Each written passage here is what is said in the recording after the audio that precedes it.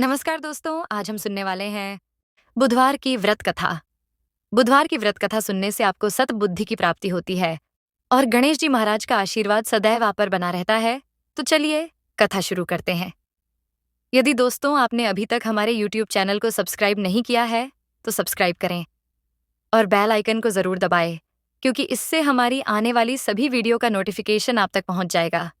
और इस चैनल पर आपको व्रत कथाएं सुनने को मिलेगी, जो आप किसी भी व्रत में सुन सकते हैं और अपने व्रत को साकार बना सकते हैं। तो चलिए कथा शुरू करते हैं। एक समय नैमिषारण्य वन में शौनक आदि मुनि एकत्र हुए और पुराणों के झाता व्यास जी के प्रधान शिष्य श्री सूत जी से पूछने लगे, हे मुनिवर, आपने हमें अनेकों पुनीत कथाएं सुनाई हैं, जो दैहिक, दैविक और भौतिक पापों का नाश करने वाली हैं। कृपा करके कोई ऐसा व्रत बतावें जिसके करने से मनुष्य के सभी पाप समाप्त हो जाएं और उसे इस लोक में सभी सुख, प्रभु की भक्ति और अंत में मोक्ष प्राप्त हो सके। आप कृपा करके हमसे कहें। श्री सूत जी बोले, महर्षियों, मैं स्वयं इसका व्रत कथा वर्णन नहीं कर सकता हूं, क्योंकि यह विषय अथाह है। मैं आपके सामने एक सुंदर इतिहास कहता हूं, जिसे महर्षि वशिष्ठ जी ने राजा मांधाता से कहा था। अब मैं उसी को आपसे कहता हूं। महाराज मांधाता अपनी सभा में बैठे हुए थे। उसी समय महर्षि वशिष्ठ पधारे। द्वारपाल ने महर्षि के आगमन की सूचना दी।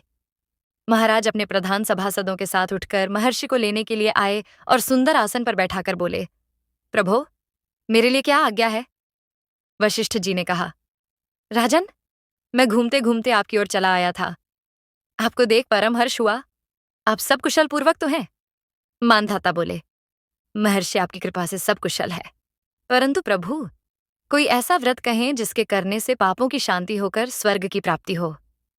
महर्षि ने कहा, राजन, आपने बहुत ही सुंदर प्रश्न किया है। एक महापुण्य देने वाला तथा स्वर्ग और मृत्युलोक में दुर्लभ व्रत आपसे कहता हूं। आप ध्यान देकर सुने। यह महापुण्य को देने वाला बुधवार का व्रत है। अगर मनुष्य भक्ति और श्रद्धा युक्त होकर बुधवार का व्रत करता है, तो इस लोक में सभी प्रकार के सुखों को भोग कर अंत में बैकुंठ को प्राप्त होता है। महाराजा मानधाता बोले, महर्षिवर, बुधवार के इस व्रत के करने से क्या फल मिलता है? इस व्रत की विधि क्या है? किस देवता का पूजन करना चाहिए और सबसे पहले पृथ्वी पर यह व्रत किसने किया? सब विस्तार पूर्वक मुझसे कहें, आपकी अति कृपा होगी। महर्षि बोले, राजन, मैं आपसे व्रत का फल संक्षेप में वर्णन करता हूं। वैसे व्रत के फल के कहने की सामर्थ्य स्वयं ब्रह्मा जी में भी नहीं है। यह व्रत दुख और शोक का नाश करने वाला, धन और धान्य को बढ़ाने वाला तथा समस्त पापों का नाश करने वाला है। जो मनुष्य जिस कामना को लेकर इस व्रत को करता है, उसकी वही कामना पूर्ण होती है तथा समस्त पापों का नाश होकर उत्तम गति की प्राप्ति होती है, अंत की प्राप्ति होती है। इस व्रत की विधि इस प्रकार है। मैं श्रीहरि के लोक मनुष्य भक्ति व श्रद्धा से बुधवार के दिन व्रत रखें। प्रातःकाल नदी आदि में स्नान करके नवीन कलश में जल भरकर लावे। किसी पवित्र स्थान में कमल का आकार बनावे। उसके मध्य इस कलश को स्थापित कर श्वेत चावलों से उसका पूजन करे। बुद्ध की स्वर्ण की मूर्ति कांस्य पात्र में स्थापित करके उस कलश के ऊपर रखे। मूर्ति को 2 सफेद वस्त्र धारण करावे। गंध पुष्पादि से पूजन करे। भोग यज्ञोपवीत चढ़ावे। अशोक की छाल की बत्ती बनाकर दीप जलावे। गुड़, दही, भात, खीर का भोग लगावें और इन्हीं पदार्थों से ब्राह्मणों को भोजन करावें। तत्पश्चात प्रदक्षिणा करके बुद्ध देवता की प्रार्थना करें। इस प्रकार 7 बुधवार व्रत करने से बुद्ध जनित संपूर्ण दोष दूर होकर सुख और शांति मिलती है और समृद्धि बढ़ती है। 27 बुधवार व्रत करने से पूर्व जन्मों में किए हुए पापों का नाश होकर स्वर्ग की प्राप्ति होती है। इसके बाद महर्षि वशिष्ठ जी ने कहा, हे राजन, सबसे पहले पृथ्वी पर जिसने बुधवार का व्रत किया था, उसकी कथा सुनाता हूं। पूर्व काल में मिथिलापुरी में एक राजा राज्य करता था। उसका नाम निमि था। उसके शत्रुओं ने परस्पर मिलकर मिथिलापुरी पर चढ़ाई कर दी। बहुत ही भयंकर संग्राम हुआ। इस संग्राम में महाराज निमि मारे गए तथा उनके राज्य को शत्रुओं ने अपने अधीन कर लिया।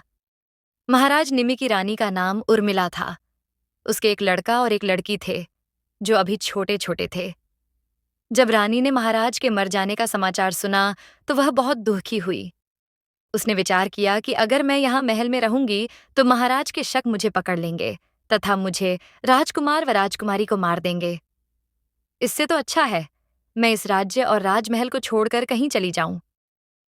रानी ने ऐसा विचार करके अपने पुत्र और पुत्री को लेकर राजमहल के गुप्त दरवाजे से बाहर निकल गई। रानी उर्मिला अपने पुत्र और पुत्री को लेकर अन्न वस्त्र की चिंता करती हुई चारों ओर विचरण करने लगी। भगवान की कृपा से उसे जो कुछ फल फूल आदि मिल जाता उसी को ग्रहण कर लेती तथा अपने पुत्र और पुत्री का पालन पोषण करती। जंगल में जहां कहीं भी स्थान मिल जाता रात्रि को वहां शयन कर लेती और फिर प्रातःकाल उठकर चल देती। इस प्रकार रानी अन्न वस्त्र की चिंता में घूमती हुई उज्जैनी नगरी में जा पहुंची।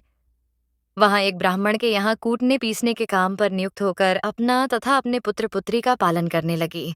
कुछ वर्षों बाद रानी का देहांत हो गया। ब्राह्मण ने इस बालक के शरीर के चिन्ह तथा हस्तरेखा देखकर अनुमान लगा लिया था कि यह राजपुत्र है और एक न एक दिन अवश्य राजा होगा, परंतु अभी इसका भाग्य इसका साथ नहीं दे रहा है। ब्राह्मण ने राजकुमार को बुधवार का व्रत बतलाया। राजकुमार श्रद्धा और भक्तिपूर्वक बुधवार का व्रत करने लगा। व्रत के प्रभाव से बुद्धदेव प्रसन्न हो गए। उसके पुराने राज्य मिथिला नगरी की प्रजा ने विद्रोह कर दिया, राजा को मार डाला और पुराने मंत्री को पुनः मंत्री नियुक्त कर दिया। मंत्री ने आज्ञा दी जहां भी महारानी एवं राजकुमार हों उनकी तलाश की जावे और उनको राज्य सिंहासन पर बैठाया जावे। मंत्री जी ने अनेकों दूतों को राजपुत्र और राजकन्या की तलाश में भेजा। दूत विचरण करते करते उज्जैनी नगरी में पहुंचे। दूतों ने वहां राजकुमार व राजकुमारी को तलाश लिया और उनको लेकर मिथिला लौट आए। मिथिला नगरी की प्रजा और मंत्री सभी अपने राजकुमार को पाकर बहुत प्रसन्न हुए। राजकुमार को सिंहासन पर बैठाया और बहुत खुशी मनाई गई। राजकुमार को अपना राज्य वापस मिल गया तो उसने उज्जैनी से ब्राह्मण को बुलवाकर राजगुरु के पद पर नियुक्त किया। राजकुमार ने अपनी बहन श्यामला का विवाह धर्मराज के साथ कर दिया तथा दहेज में काफी धन दिया। श्यामला धर्मराज को पति के रूप में पाकर बहुत ही प्रसन्न हुई। वह सभी प्रकार से धर्मराज की सेवा करती तथा हर प्रकार से प्रसन्न रखती थी। धर्मराज श्यामला से बहुत ही संतुष्ट रहते थे। घर का सभी कामकाज उन्होंने श्यामला को सौंप दिया। धर्मराज के घर में 7 कोठे थे। यह 7 कोठे कीलों से अच्छी तरह से बंद थे।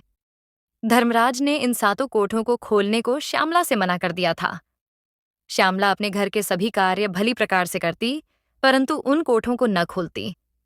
इस प्रकार से श्यामला का काफी समय व्यतीत हो गया। एक दिन धर्मराज किसी आवश्यक कार्यवश घर से बाहर गए थे। श्यामला ने विचार किया कि पतिदेव ने सभी कार्यों को मुझे स्वतंत्रता दे रखी है, परंतु न जाने इन 7 कोठों के लिए क्यों मना कर रखा है। इस कौतूहलवश श्यामला देवी ने धर्मराज की अनुपस्थिति में एक कोठे की कीलें निकला दी और खोल कर देखा। उसमें श्यामला देवी ने अपनी माता को यमराज के भयंकर दूतों द्वारा गर्म तेल से भरे हुए कड़ाहे में डालते हुए देखा। इस दृश्य को देखकर श्यामला बहुत ही दुखी हुई और उसके मन में आतंक छा गया। उसने फिर दूसरे कोठे को खोलकर देखा। वहां उसने अपनी माता को कोल्हू में पिलते हुए देखा। अब श्यामला और भी दुखी हुई। उसने तीसरे कोठे को खोलकर देखा तो उसमें अपनी माता को बड़े बड़े हाथियों द्वारा रौंदते हुए देखा। फिर उसने चौथे कोठे को खोलकर देखा तो उसमें भयंकर कुत्ते उसकी मां को काट काट कर खा रहे थे। जब उसने 5वें कोठे को खोलकर देखा तो श्यामला की मां कंठ से पकड़ी जाकर निचोड़ी जा रही थी। श्यामला ने 6वें कोठे को खोलकर देखा। वहां उसकी माता काठ के समान छीली जा रही थी। 7वें कोठे में उसकी माता के ऊपर बड़ी बड़ी शिलाएं फेंकी जा रही थीं। इन सबको देखकर श्यामला को बहुत ही दुख हुआ। अपनी माता के दुखों को देखकर श्यामला अत्यंत शोकग्रस्त हो गई। धर्मराज जब लौटकर आए और उन्होंने श्यामला की ऐसी दीन दशा देखी तो उन्होंने पूछा, तुमने कोठे तो खोलकर नहीं देखे थे? मैंने तुमसे उन 7 कोठों को खोलने के लिए मना कर दिया था।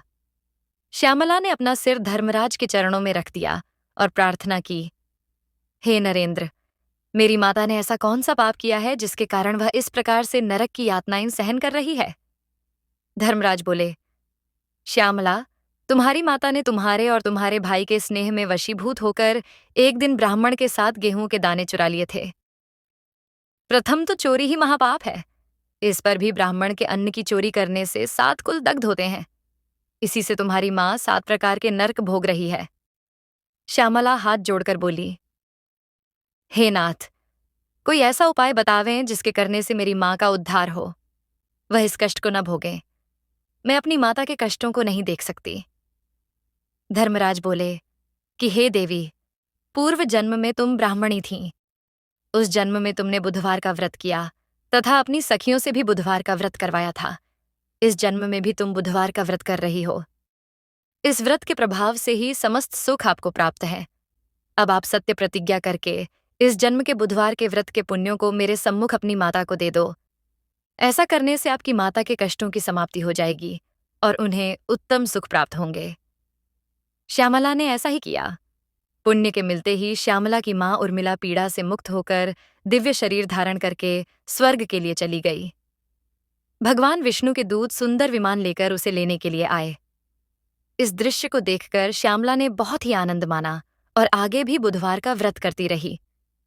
इस कथा को सुनकर महाराज मांधाता ने बहुत ही सुख माना तथा वशिष्ठ जी की बहुत प्रकार से सेवा की तथा बुधवार का व्रत कर इस लोक में अनेकों प्रकार के सुख भोग कर अंत में दुर्लभ मोक्ष को प्राप्त हुई। तो इसी प्रकार बुधवार की व्रत कथा संपूर्ण हुई। यदि कथा अच्छी लगी हो तो वीडियो को लाइक करो और ऐसी ही कथा सुनने के लिए हमारे YouTube चैनल को सब्सक्राइब करें